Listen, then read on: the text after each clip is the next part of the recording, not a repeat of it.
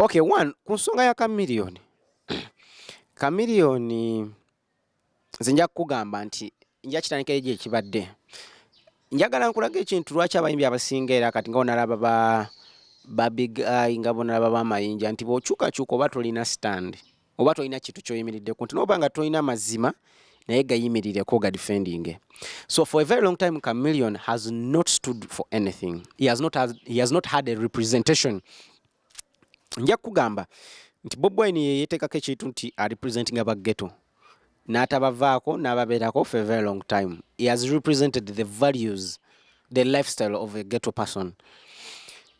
Bebe Cool n'abeerako kyawagira nti alina abantu baba waggulu high hand ba representing ate n'abeera ku government.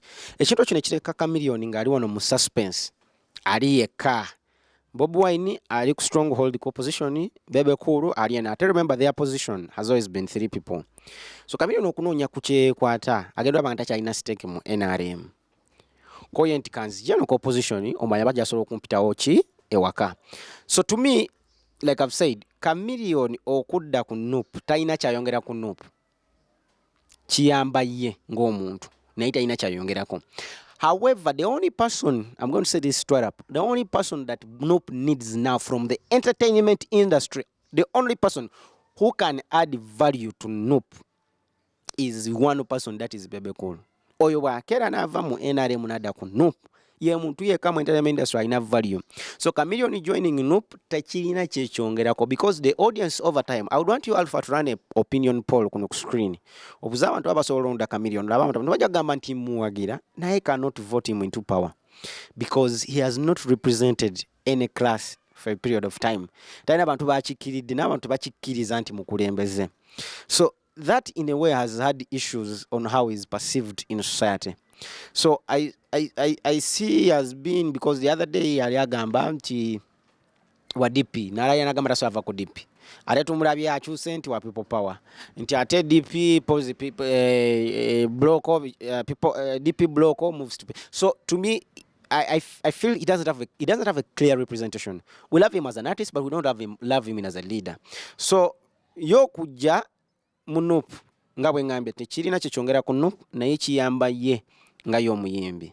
Then ekyokukyusa erinnya lye first tubadde tukimanyi bulijjo nti Chameleone si linnya lye. I don't know why he's creating papers ogamba nti libadde linnya lye linnyini eriri attached ku documents. Kuba yatugamba lwaki yakolanga ebintu ebyo yali atoloka ewaka muzadde tataaga omwana ono yeekyusakyusa alinga Chameleone n'ali adoptinga, so it has not been his name.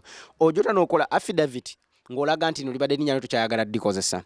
So like I've said, his name has followed his character, and I don't think there is a future for him in politics.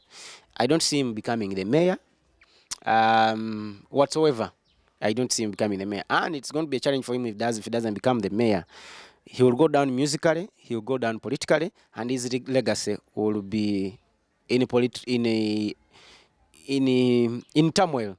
So zendoza ali mu kunoonya we yeekwata, anoonya kisubi kyekwata. Last time wiki eri katugamba omwezi nga gumu twalituwulira nti yali wasali musale nga anoonya compensation as well nga alina baragadi. So to me Chameleone stand ate ne Bob Wine akimanyi nti omusajja gwali naye at the end of the day he's not clear on what he really stands for and represents. So empapula ze eza senior 16 nazo ziri questionable because biseera byali ali wano nga baana batula mu bigezo yali mu America. So to me, I strongly believe Chameleone doesn't have a stand. I strongly believe amazina ge yagenzemu agenchima gagenda bera mazibu era agenda funa a lot of problems.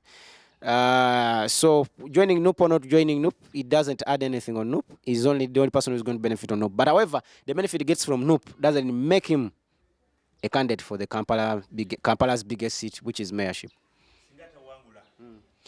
Chameleone bw'atawangula, of course, nga bwe ngambye. Chameleone bw'atawangula musically kiba kiwedde because ngambye competition badde mu bantu basatu. Wabanga Bob Wine yalya mu kalulu n'akalya n'abikaminga big, Chameleone naye alina okujja n'akalya.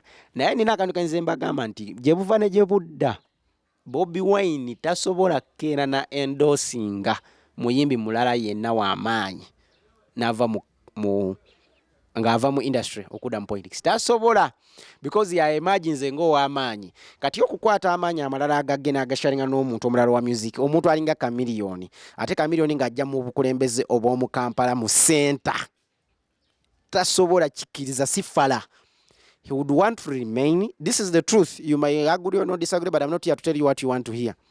He cannot allow any other fish to come from the entertainment industry to join in politics and become big, because their competition has always been about 3 people, and strongly their competition has always been Chameleone.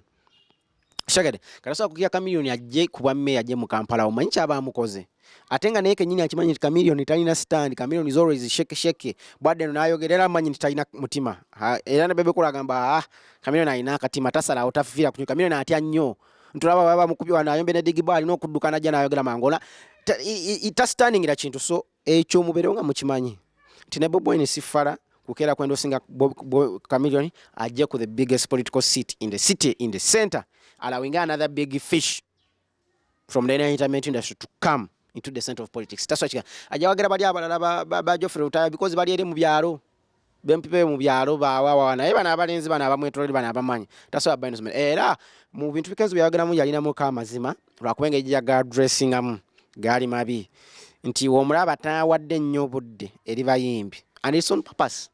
It's on purpose to also protect his career. Chimuyamba. So exactly that is my take, and that's what I think.